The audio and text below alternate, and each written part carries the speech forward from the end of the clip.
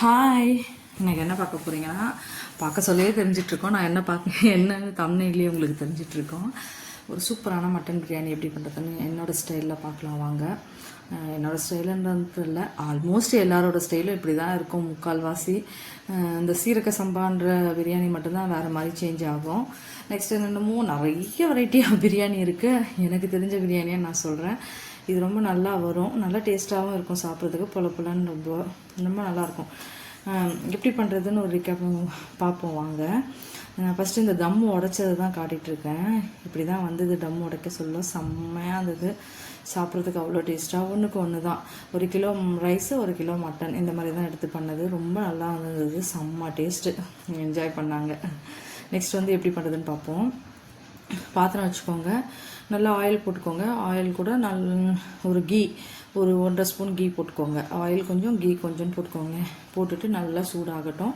நல்லா சூடானதுக்கப்புறம் நம்ம போட போகிற அந்த பட்டை வகைகள், இல்லை சோம்பு மிஸ் ஆகிடும், நான் சோம்பு போட மாட்டேன்.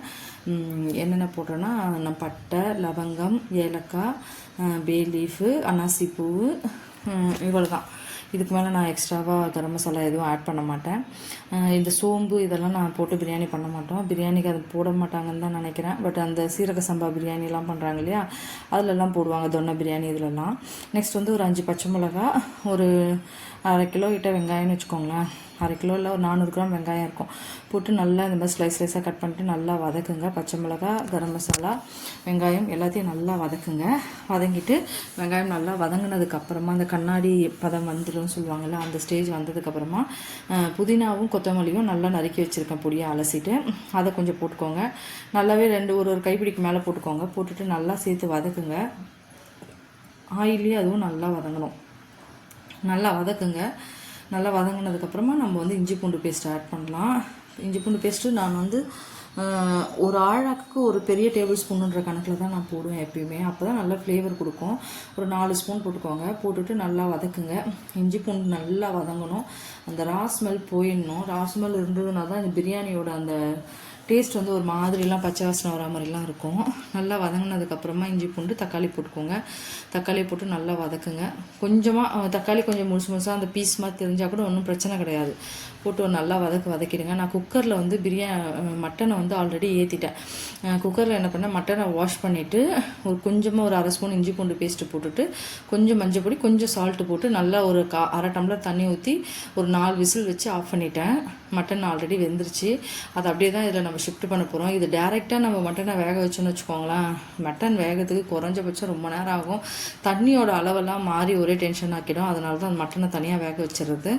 வேக வச்சுட்டு இந்த மாதிரி நல்லா தக்காளி வதங்கினதுக்கப்புறமா கொஞ்சமாக மஞ்சள் பொடி போட மாட்டாங்க. ஆக்சுவலாக நான் லைட்டாக தான் போடுவேன், ரொம்பவும் போட மாட்டேன். ஏன்னா நம்ம மட்டன் நான்வெஜ் எடுக்கிறதுனால லைட்டாக ஏதாவது போட்டு தான் ஆகணும், ஆன்டிபயோட்டிக்காக. அதனால போடுறது.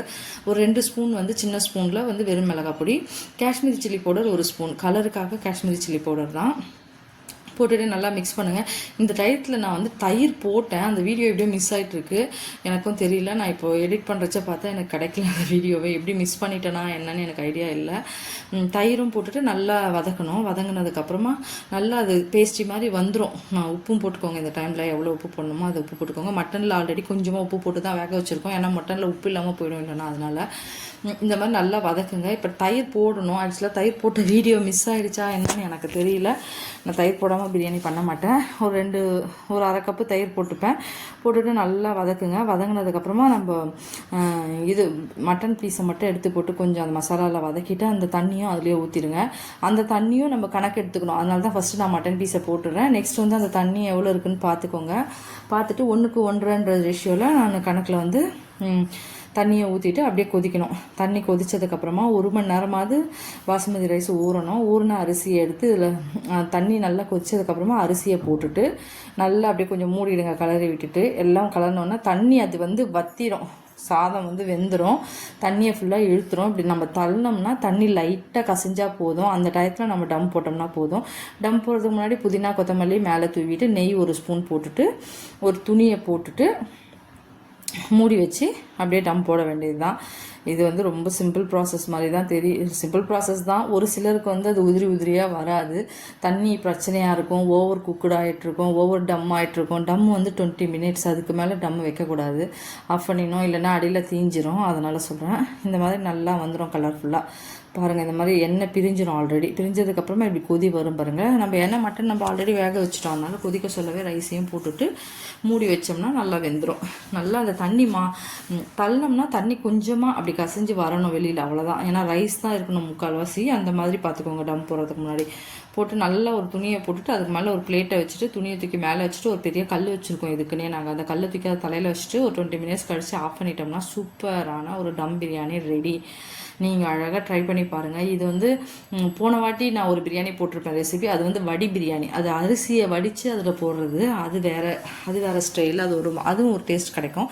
இது வந்து டைரக்ட் குக்கிங், அதனால் இதுவும் ரொம்ப நல்ல டேஸ்ட்டாக தான் இருக்கும். இப்படி தான் போடணும். போட்டுட்டு அந்த தம்மு உடச்ச வீடியோ முன்னாடியே பார்த்துருப்பீங்க. அப்படி தான் வந்தது. செம்ம டேஸ்ட்டாக இருந்தது. இது கூட வந்து நான் கத்திரிக்காய் பண்ணியிருந்தேன். அந்த பிரியாணிக்குன்னே ஒரு கத்திரிக்காய் பண்ணுவோம் இல்லையா, அந்த கத்திரிக்காவும் ரைத்தாவும் வச்சு சாப்பிட்டாச்சு. எக்குலாம் நான் வைக்கல, போதும் இது ரொம்ப ஓவராக இருக்கும்னு சொல்லிட்டு விட்டாச்சு. ரொம்ப நல்லா இருந்தது சாப்பிட்றதுக்கு. யாருக்கெல்லாம் மட்டன் பிரியாணி பிடிக்குமா சிக்கன் பிரியாணி பிடிக்குமா சொல்லுங்கள். என்னை பொறுத்தவரையிலும் மட்டன் பிரியாணி ரொம்ப பிடிக்கும் சிக்கன் பிரியாணியை விட. என்னோடய சமையல்லாம் உங்களுக்கு பிடிச்சிருந்ததுன்னா லைக் பண்ணுங்கள், ஷேர் பண்ணுங்கள், சப்ஸ்கிரைப் பண்ணுங்கள். மெயினாக சப்ஸ்கிரைப் பண்ணுங்கள். தேங்க்யூ. கமெண்ட் பண்ணுங்கள்.